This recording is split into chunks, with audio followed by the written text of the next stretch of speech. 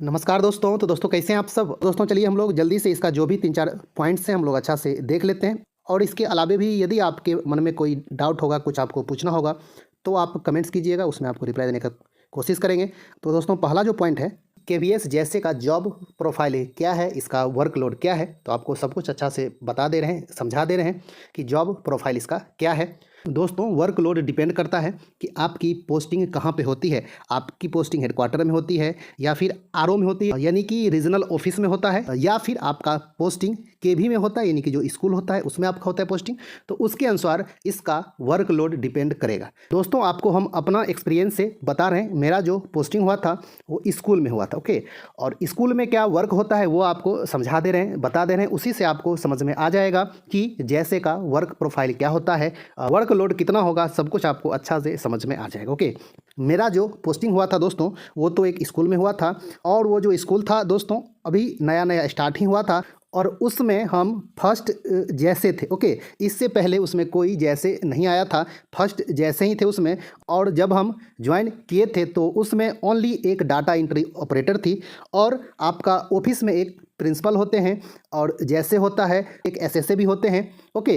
तो इतना आपका स्कूल में होता है। वो स्कूल के स्ट्रेंथ के ऊपर डिपेंड करता है कि कितना बड़ा स्कूल है। उसमें एक भी हो सकता है जैसे, दो जैसे भी हो सकता है, तीन भी हो सकता है। वो स्कूल के स्ट्रेंथ के ऊपर डिपेंड करता है कि कितना बड़ा स्कूल है, ओके। उसी अनुसार उसमें जैसे होते हैं। ज़्यादा जैसे रहेंगे तो उस हिसाब से आपका काम थोड़ा कम रहेगा, कम स्टाफ रहेंगे तो काम तो ज़्यादा रहेगा ही रहेगा। किस तरह का काम रहता है वो आपको समझा दे रहे हैं। तो सबसे पहला जो बात है दोस्तों कि आपको जो प्रिंसिपल बोलेंगे वो आपको करना पड़ेगा। मतलब ये नहीं कि कोई भी काम चपरासी वाला काम बोल दे, ऐसा नहीं। ऑफिशियल काम जो भी ऑफिस का काम होगा, स्टूडेंट से रिलेटेड हो, टीचर से रिलेटेड हो, उसका डाटा रखना, आपको जो काम प्रिंसिपल बोलेंगे कि ये काम कर लीजिए, एक ऑर्डर टाइप कर लीजिए, स्टूडेंट का डाटा इस तरह से रखिए, कौन टीचर कब लीव पे जा रहे हैं उसका आप रखिए डाटा, है ना। तो यदि 2-3 जैसे रहेंगे तो अलग अलग सबका काम बांट दिया जाता है। आप यदि अकेले हैं तो उसी अनुसार सब काम आप ही को करना पड़ेगा। या यदि कोई मतलब आउटसोर्सिंग स्टाफ है, डाटा एंट्री ऑपरेटर है और कोई है, तो उसको भी काम दिया जाता है। यानी कि आपको मेनली जो स्कूल के प्रिंसिपल होंगे उनसे आपको अच्छा खासा रिलेशन बना के रखना पड़ेगा, क्योंकि जो ऑफिशियल स्टाफ होता है, जो ऑफिस का स्टाफ होता है, जैसे होते हैं, एसएसए होते हैं, प्रिंसिपल होते हैं, वही सब होते हैं। टीचर क्या होते हैं, उनका रिलेशन डायरेक्ट स्टूडेंट से रहता है। स्टूडेंट का क्लास लेना, उसको क्या टास्क देना है नहीं देना है, वो उनका काम रहता है। आपको टीचर से, स्टूडेंट से आप डायरेक्ट रिलेट आप नहीं रहते हैं, ओके। हाँ, लेकिन स्टूडेंट का डाटा रखना, टीचर का डाटा रखना, आपका काम थोड़ा ज़्यादा कब हो जाता है, जब एडमिशन स्टार्ट होता है। तब जब एडमिशन स्टार्ट होगा तो 1 से 2 महीना थोड़ा ज़्यादा काम हो जाता है। जो भी ऑफिशियल स्टाफ होते हैं उनका इस काम में टीचर लोग को भी लगाया जाता है ना। ऑनलाइन सब ये अप्लाई करते हैं, फिर आपका लॉटरी निकलता है, एडमिशन कराने का प्रोसेस करना, वेरीफाई करना, डाटा रखना, रजिस्टर मेंटेन करना, मतलब हर एक तरह का अलग अलग तरह का रहेगा काम। आपको जो काम बोलेंगे प्रिंसिपल कि इस तरह का कर दीजिए काम, ये काम कर दीजिए, वो काम कर दीजिए। कहीं मतलब जैसे रीजनल ऑफिस को, आरओ को कोई लेटर लिखना होगा तो आपको बोलेंगे कि इस तरह करके टाइप कर दीजिए। डाटा आपको देंगे, प्रिंसिपल आपको बोलेंगे ये सब करिए, टाइप करिए, टाइप आप कर दीजिएगा। आपको सब कुछ आइडिया धीरे धीरे करके आ जाएगा, लेकिन स्टार्टिंग में आपको थोड़ा सा दिक्कत होगा। लेकिन यदि प्रिंसिपल अच्छे हैं तो फिर आपको ज़्यादा दिक्कत नहीं होगी। वो आपको पहले बोलेंगे काम सीखने के लिए, ओके। हाँ, आपको ट्रेनिंग भी दी जाएगी, ट्रेनिंग भी दी जाती है, लेकिन आपको जो काम होगा वो स्पेशल आपको प्रिंसिपल बताएंगे, वो आपको सिखाएंगे। जो पहले से कोई जैसे एसएसए है तो आपका हेल्प वो करेंगे, ओके। हाँ, तो इस तरह से होता है, अलग अलग टाइप का काम होता है। तो दोस्तों जैसे का जॉब प्रोफाइल इसी तरह का है।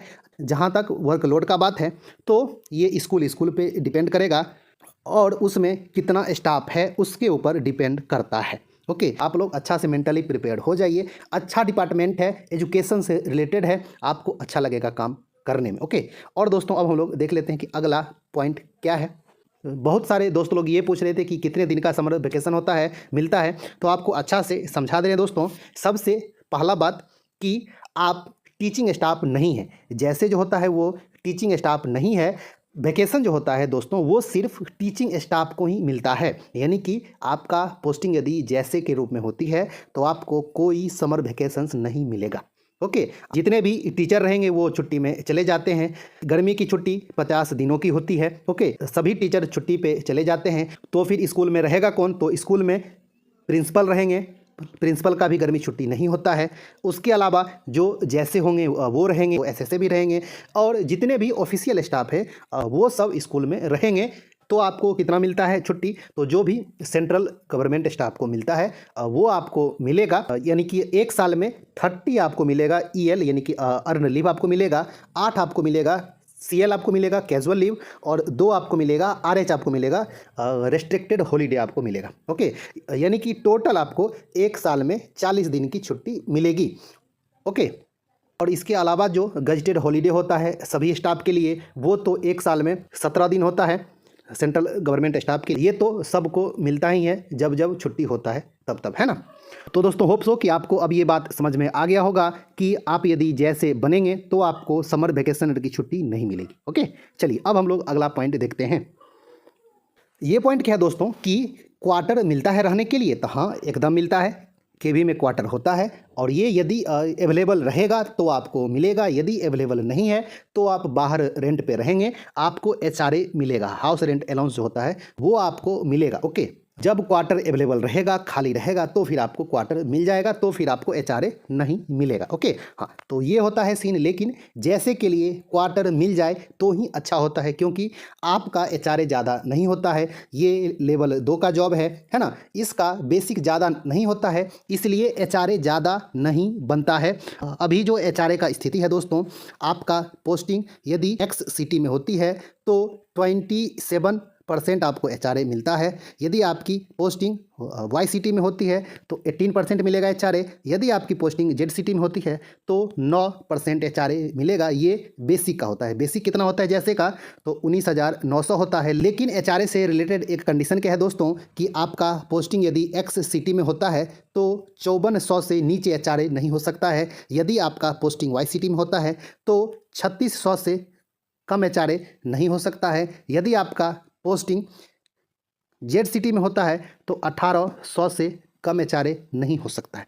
तो आपको जो एचआरए मिलेगा वो एक्स सिटी में 5400 मिलेगा, वाई में 3600 मिलेगा, जेड सिटी में 1800 मिलेगा। तो इससे अच्छा है कि आपको क्वार्टर ही मिल जाए तो अच्छा है, एचआरए आपको ना मिले तो अच्छा रहेगा, है ना, क्योंकि इतना में आपको बाहर कहीं भी क्वार्टर नहीं मिलने वाला रहता है आजकल, इतना महंगाई में, है ना। आप यदि 2 BHK लेते हैं तो एक्स सिटी में 5400 में बहुत रेयर मिलेगा।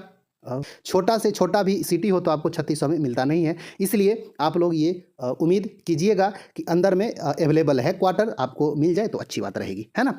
तो दोस्तों ये भी आपको क्लियर हो गया होगा कि क्वार्टर मिलता है या नहीं। अब चलिए दोस्तों हम लोग देख लेते हैं अगला पॉइंट।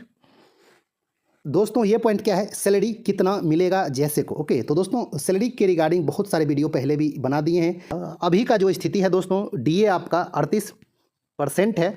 मान लीजिए कि अभी आपका पोस्टिंग होता है केवीएस जैसे में, तो एक्स सिटी में यदि आपका पोस्टिंग होगा तो 31,000 से ऊपर आपका सैलरी मिलेगा इन हैंड। आपका यदि वाई सिटी में होता है तो 29,000 से ऊपर आपका मिलेगा सैलरी।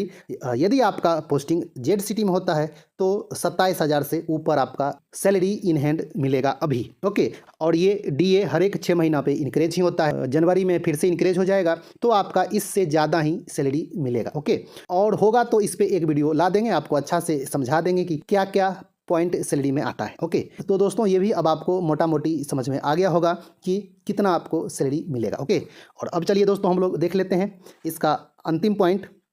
ये पॉइंट क्या है दोस्तों? इसमें ट्रांसफ़र होती है? तो हाँ दोस्तों, ट्रांसफ़र इसमें होती है। यदि मान लीजिए कि आपका पोस्टिंग घर से बहुत दूर होती है तो आप ट्रांसफ़र का रिक्वेस्ट डाल सकते हैं। इसमें हर साल ट्रांसफ़र के लिए अप्लाई निकलता है। आप अप्लाई करेंगे, धीरे धीरे करके आप घर के पास आ सकते हैं। ट्रांसफ़र के लिए कुछ कुछ कंडीशन होता है दोस्तों, वो भी आपको धीरे धीरे हम सब कुछ समझा देंगे, बता देंगे। लेकिन अभी आप ये मोटा मोटी समझ लीजिए कि इसमें ट्रांसफ़र होती है और आप अपने होम स्टेट आ सकते हैं। तो दोस्तों इसमें ये 4-5 पॉइंट था जो इंपॉर्टेंट सब है पॉइंट। इसके अलावा भी यदि आपके मन में कोई डाउट है तो आप कमेंट्स कीजिएगा, उसका भी रिप्लाई देने का कोशिश करेंगे। तो दोस्तों ये सब जानकारी आपको कैसी लगी? यदि आपको ये जानकारी अच्छी लगी होगी तो वीडियो को लाइक कर दें। तो दोस्तों मिलते हैं एक अच्छा सा न्यू वीडियो लेके, तब तक के लिए धन्यवाद, नमस्कार।